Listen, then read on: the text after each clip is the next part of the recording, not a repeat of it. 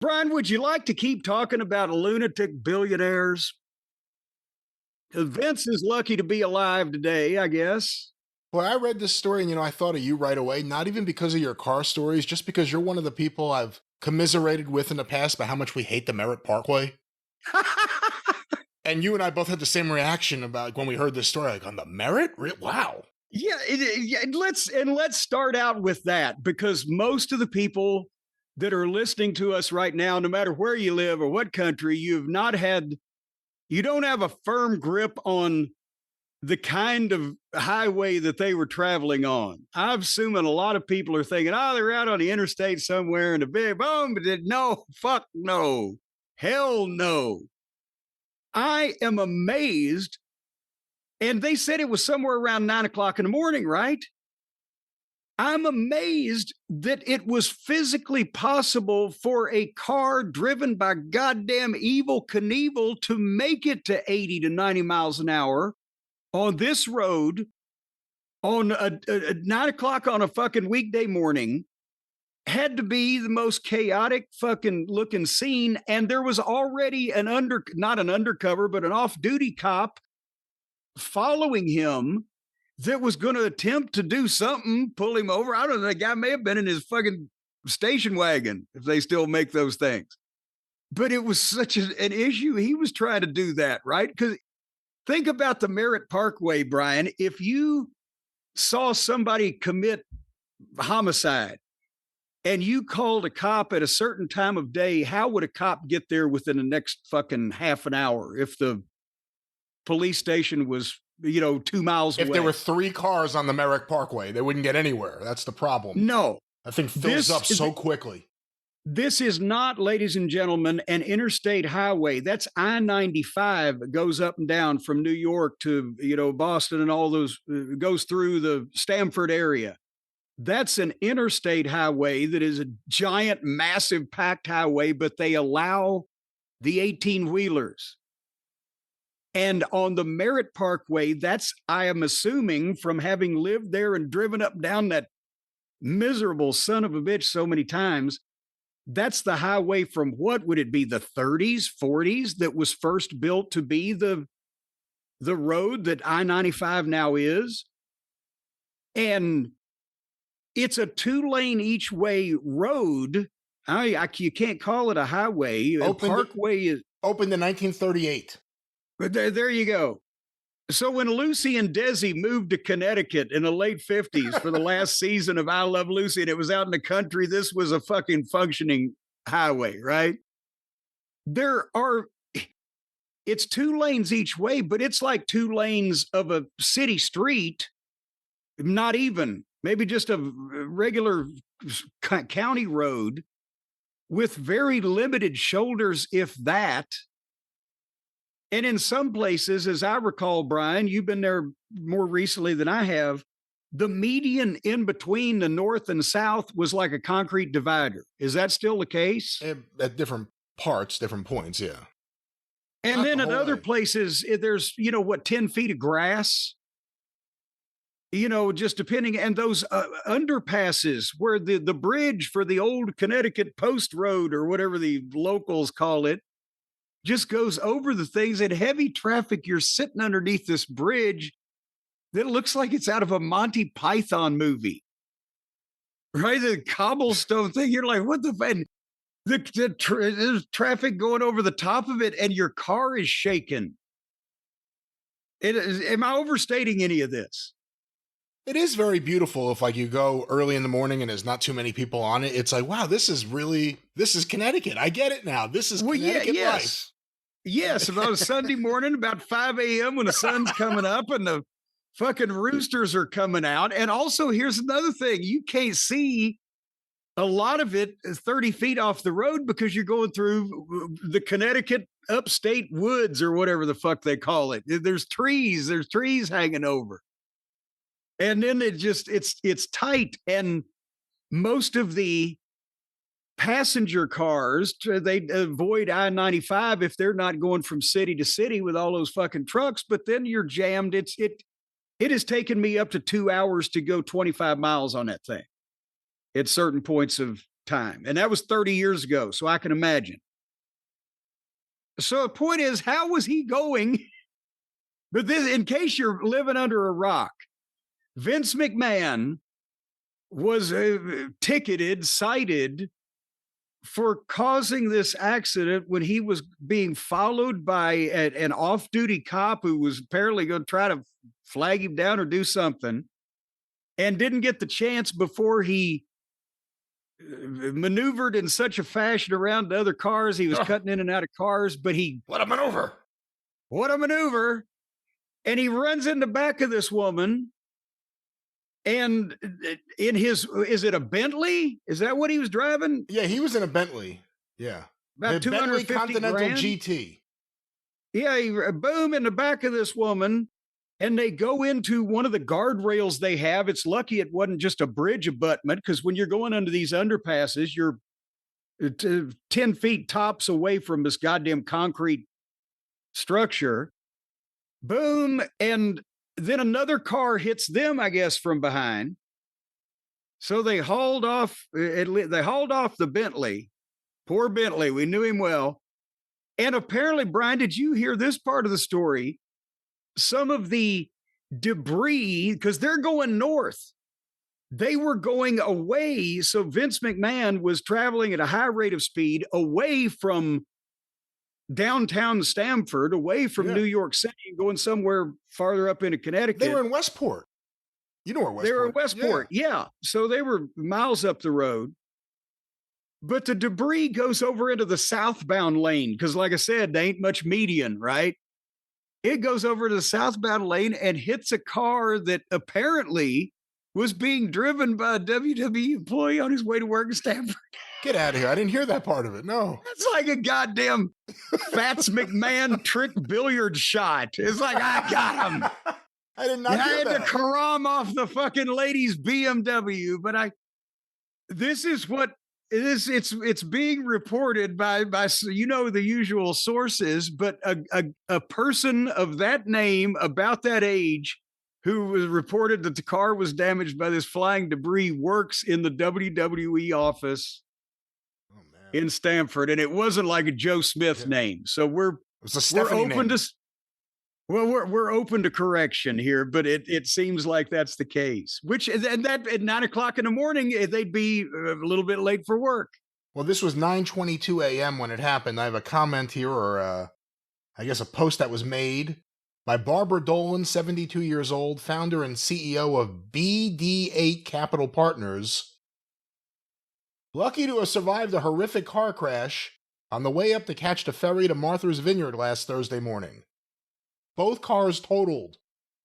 Vince McMahon, former chair of WWE, hit me going 80 to 90 miles per hour as I drove in the right lane of the narrow Merritt Parkway, she wrote Merritt Highway, built in the 1930s.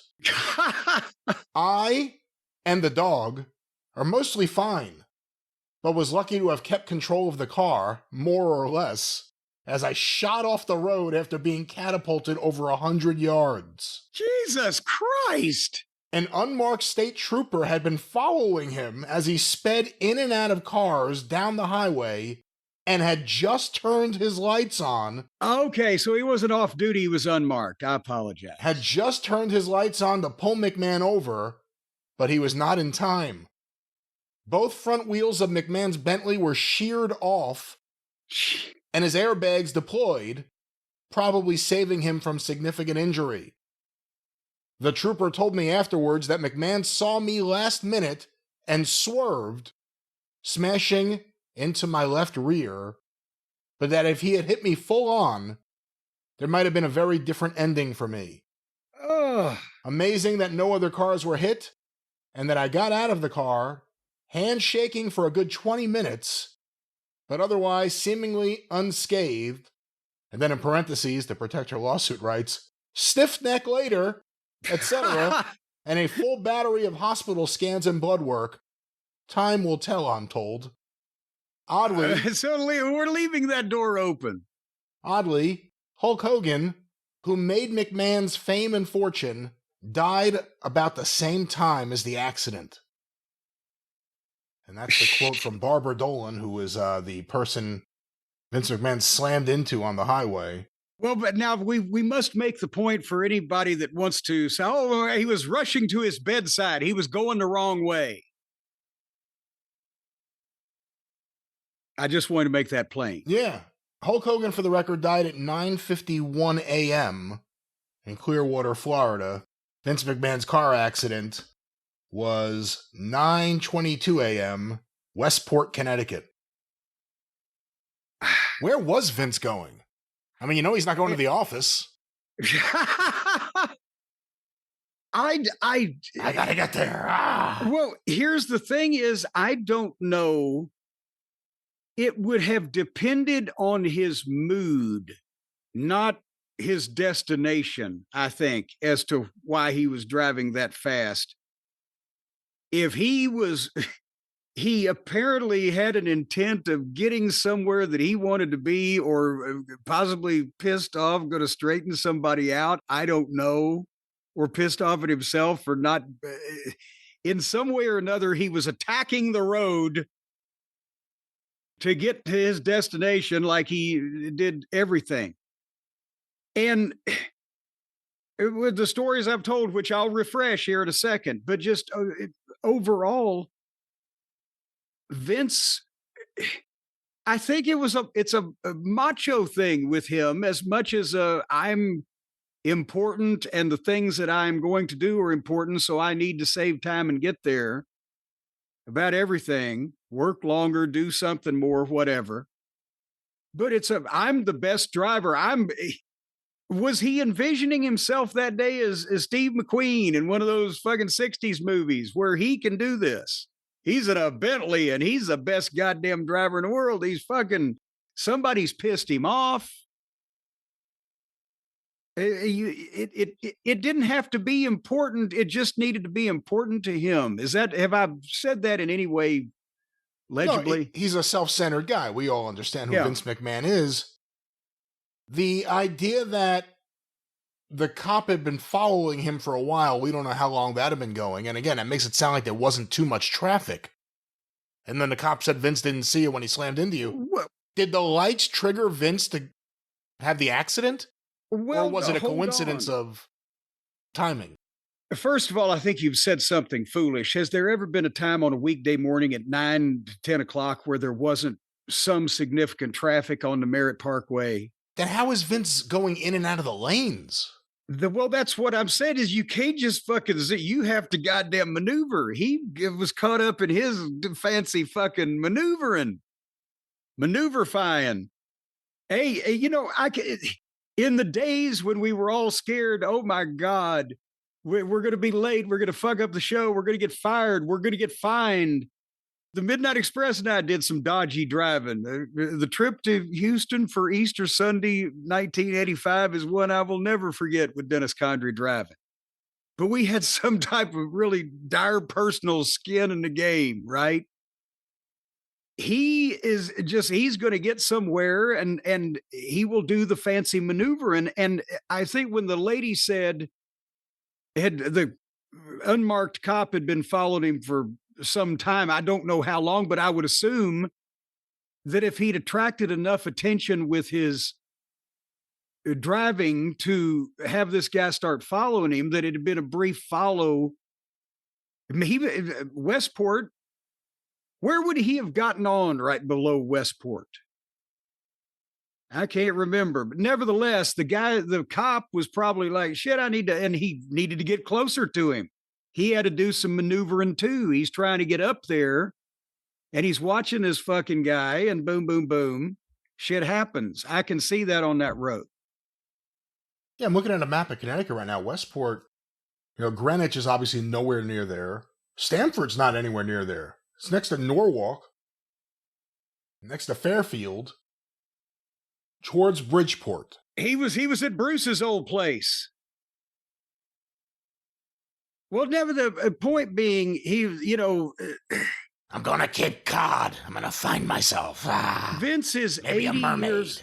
Well, Vince is 80 years old with, I would assume, some cognitive issues at this point. If not, certainly he's had some health issues, and he's a billionaire, and he's driving himself in a fucking $250,000 car 80 miles down a fucking Connecticut highway in quotation marks in some type of traffic, because again, didn't see him indicate or didn't see her, and what, hit the left side. She was in the right lane, hit the left side.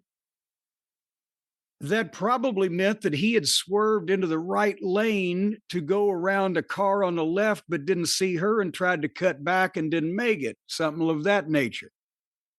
But point being, why? Jesus Christ, Savage had a fucking heart attack driving and hit a tree when he was 20-something years younger or whatever. You think his lawyer will use the Hulkamania defense? Vince heard that Hulk was really sick and he just had to get in his car, and we didn't know what he was going to do. We were all worried about it. What airport was he heading to? Was he going to hop on a goddamn crop duster? Like I said, he was going to Cape Cod. He was going to fucking, I can't think of a pun, so I will just say that it doesn't surprise me. And everybody started talking about, well, we've told stories about Vince's driving, and I hate to chew my food twice, but there are the kids out there that have not been listening that long. I'll try not to make it boring, but that's the thing, to illustrate how Vince attacks driving like he attacks everything else in life. Remember the garage story. I've told you this, it's been years on the show, but he just by himself, he told me and Bruce this one day, admitted to it. And when you get in the car and he had his garage door, his power garage door wired up to the button on his little, I can't remember what he was driving, but it was like one of those late 90s sport Jeepy vehicle things, right?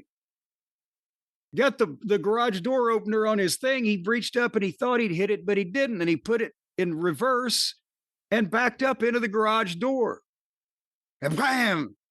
And then he got mad at either himself for not being perfect or the door for being in the way or whatever. So he put it back and pulled up and then put it reverse and backed all the way through the goddamn thing. And just said, fuck it. And then called somebody to come and replace this. He is in control of the goddamn vehicle. There were people on Twitter that got the stories confused, though, or conflated at least, because they had said that I had a story of when Vince was pulled over for driving 90 miles an hour in the rain and then blew the cop off. And that's not true. I need to correct that record. There were two separate times. It wasn't raining when he got pulled over for speeding and blew the fucking cop off, but he was driving 90 miles an hour in the rain after the authorities had talked to him about potentially having hijacked the plane. So have we got that straight? I think so. So the hijacking the plane day was when we were flying back from TV somewhere, right?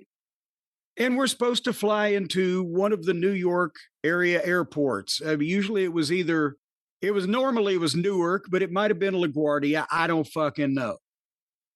But they get on the PA and the pilot announces that due to bad weather in a New York area, they're going to be diverted and land in Albany. And then apparently, and of course, by now, I'm not listening because I'm thinking, oh, bad weather. That's all I've heard. I don't care where we're going. Land it right now. Put me in a cornfield, Kansas. I'll find my way back. I don't care, right? But Vince gets hot because we're supposed to be able to get back in time for him to go to the office and work some more. And now Albany is 180 miles from blah, blah, blah. So Vince gets up, and well, at first he's talking to the stewardess. And then finally, and I'm sitting there going, I don't know what's going on anyway. And finally he gets up and goes and knocks on the door. This was before 9/11. Yes, this was like 1997 or whatever, but still, he's knocking on the cockpit door. because he didn't get a satisfactory explanation. He wants the pilot to come out and explain to him, why can't we go to White Plains, pal? Because it's fucking 40 miles away from the same fucking thing. So the pilot came out and talked to him. And then, as we all hung back when he got off the plane, because he's in the front row anyway in first class, and then the authorities were talking to him. And whatever was said, went right on. He just needed an explanation.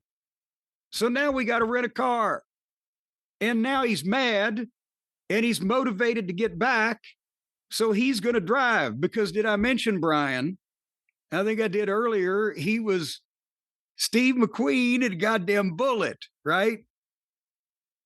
And so it's still raining in Albany. It just wasn't like socked in like it was the New York area, but it's the interstate, but it's raining.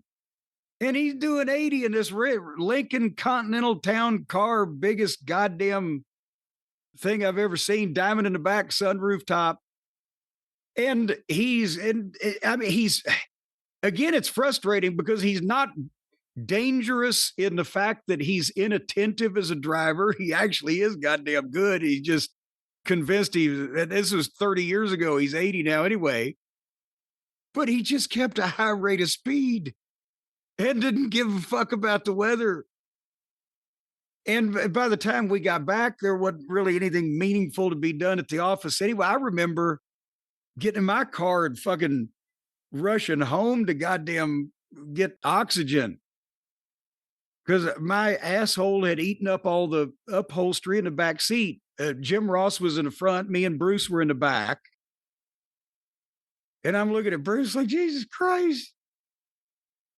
But if he was driving like that in the rain because he was motivated, the day that he got pulled over, it was just a normal bright blue skies on the highway somewhere on the way to a TV taping. Me, Bruce, JR, Vince driving. That's why we always tried to hop in, one of us, to get there before. Vince, you got so much work to do. He wanted to drive, boom, he's doing 85 or whatever on the interstate, but at least it's goddamn good weather. The cop that pulls him over, if it wasn't his first day on the job, it was his first week. This kid, he still had placenta hanging off of his fucking chin. And Vince is, fuck. When he pulls over anyway, and this guy comes up, and in this Archie Andrews voice, he gives him I need to see your license and registration, but whatever. And the whole thing, and Vince is just sitting there fuming, and he just hands him stuff. He went, sir, do you know I clocked you at such and such? So he takes his shit and he writes it. You see Vince is tapping. He's biding his time. The guy comes back up and uttered, and this became a hell of a line with me and Bruce Pritchard and Jerry Briscoe, Jack Lanza, Pat Patterson, et cetera, et cetera. The kid said to Vince, it gives him the reading on what you need to do. You can mail this in and pay this, or you can do that. Vince is sitting there silent. And he ends with, if you don't have any questions, you're free to leave. And he's got the fucking ticket in his hand, and Vince snatched the ticket and frisbeed it up onto the fucking dashboard, popped that big rental car into drive, hit the fucking gas, and peeled out on the side of the shoulder of this fucking highway, the gravel. And I heard gravel fucking flying. I don't know what the fuck. Was it hitting this cop's car that was behind us? Was it hitting the cop in the face? I don't know. I was scared to turn around. I didn't know if he might start firing. And Vince peeled out and got back on the highway. And I looked at the speedometer. I said, he's going 80 again. And the guy can still see him. If I look back, and that cop was just standing there slack-jawed, dumbfounded in the distance. Like, what the fuck is this? He didn't even try to get back in the car and pull him over again. Do you think this is all the influence of Dr. Jerry Graham? I'm not joking. No, I think some of it is the influence of some of the same psychopathy. Is that a word? Psycho something or other that maybe they both shared. The destrucity that both Vince McMahon and Jerry Graham might have shared. And wasn't alcohol. It wasn't being drunks. You sure you're not drunk there? It wasn't being drunks, but there had to be some kind of pathy going on, some word in front of pathy with both of them. He got into some other kind of car accident, and I just tried to Google it, but everything that comes up is the one that just happened a few days ago. But wasn't there one like 10 years ago or so, give or take? Yes. Was it in Stamford? Was it in front of WWE? Yes. Yeah. And I can't quote it chapter and verse. I know that a bunch of the kids out there listening will jump in with it. But there was some accident he had in Stamford, and they had pictures of him standing there in front of his car. All the cars being jacked up and taken away, whatever. He doesn't allow a lot of room with a lot of things. And that's why Jim Ross said, Vince, I love you, but I love my children also, and I want to see them again. And he quit riding with him. And I never actually officially resigned from like, Vince, I can't do this anymore. I just always found a way around it. If there was a chance that he would be driving for it. Now like we'd get in the car with him and go down the street to the little lunch place, right? Well, fuck, it wasn't far enough away to get to 80 degrees, to 80 miles an hour. And there was nobody on that road anyway. It is, that was fine. It was very pleasant and personable as far as Vince went on a trip like that. But get him out on the goddamn any kind of stretch of highway and he's Mario Andretti. Well, maybe not. Maybe that's the problem. Maybe that's why he's slamming into things and having cops follow him. But there it is, the Westport escapade of Vince McMahon. Was he going to Bridgeport? Was he going to Mystic Seaport? Who knows? But this is your show. What was he going to possibly drinking some port, perhaps? That's what the old aristocrats drank, was the port, right? The brandy and the port. Would you like a glass of port? That'll be the interesting thing. Where was he going? Well, you know what? Here's the problem that he's always had, though. Vince never sleeps. Vince McMahon, sleep is the enemy. He's always wanting to work. He's wanting to do something. Apparently, he's wanting to play in modern times also, maybe to make up for all the time he spent working. Who knows? Linda sure wouldn't go for a lot of those things, but I'll tell you what. You don't know that. He's never had a good night's sleep. That's because he never got introduced to Beam. That's why he's been off the beam for so many years. See what I did there, Brian? Yeah, because good. Beam is improving everybody's sleep. And if Vince got a good night's sleep once in a while, he wouldn't be out there just doing crazy shit all the time. Think about that. He's been revving his brain for the past 65 years or so, and he just burn out all of his cognitive radiators.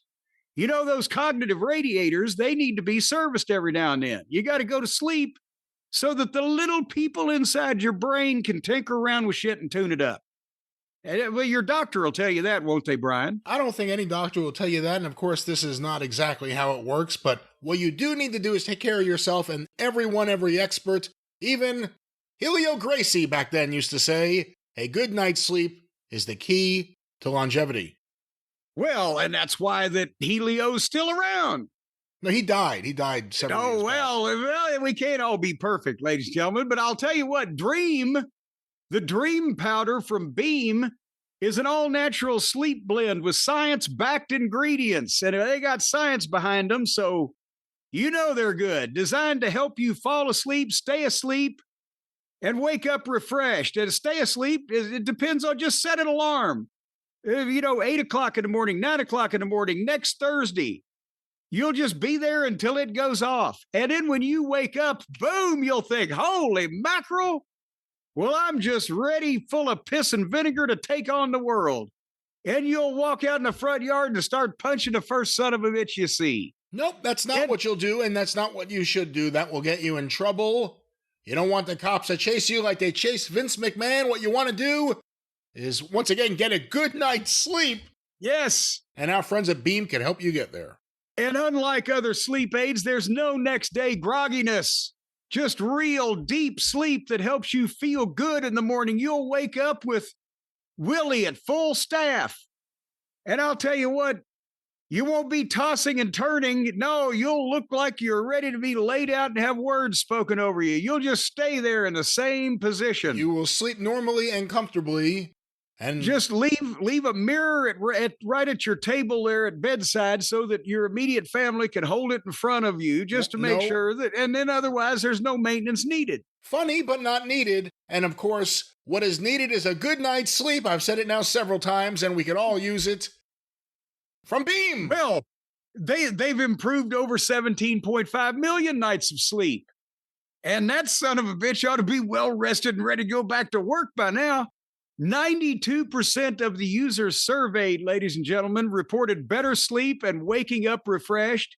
6% reported no change, and 2%, unfortunately, were unavailable for comment due to the fact that we couldn't hear what they were saying past the tube that was down their throat. There is no tube, but what we're talking about is Beam. And of course, the first stat may be true, some may be for fun, but what is not a funny game, what's not a game is sleep. Jim, just help out in some kind of way. Beam. Well, for a limited time now, listen to how much money you're going to save. Beam is giving our listeners their best offer yet, up to 40% off. Stacy uses it. She's been subscribing for quite some time now. You mentioned that Suzanne loves it. We, unfortunately, never get the opportunity to sleep. And, well, I'm old, so I pretty much can't wake up anymore. But if you're having problems, folks, 40% off, up to 40% off on the Beam Dream Powder for a limited time. Shop Beam, BEAM. .com/JCE. Use the code JCE at checkout for up to 40% off on the Beam Dream Powder. Shopbeam.com/JCE. Code JCE. Sleep the sleep of the angels. And you can get the wings taken off surgically. No wings needed. Sleep a heavenly sleep here on Earth with our friends at Dream. They will get you there. As Jim said, they love it over there. We love it here at Last Manor. They are there for you. One more time, Jim, that promo code. They're here, there, and everywhere at shopbeam.com/JCE.